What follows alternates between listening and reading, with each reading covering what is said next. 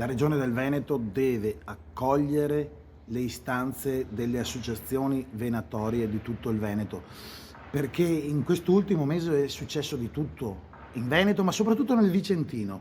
Abbiamo visto forestali da Roma che entravano nei capanni, sequestravano tutto, portavano via porti d'armi, richiami, eccetera. Queste persone pensavano di essere in regola, adesso dovranno fare ricorsi e soprattutto la legge è interpretabile, non è chiara, quindi la Regione Veneto deve dare risposte concrete al mondo venatorio. In conclusione, i cacciatori del Veneto hanno soltanto bisogno di leggi chiare, non hanno paura dei controlli, controllateci pure, però dobbiamo avere leggi chiare e senza possibilità che siano interpretate.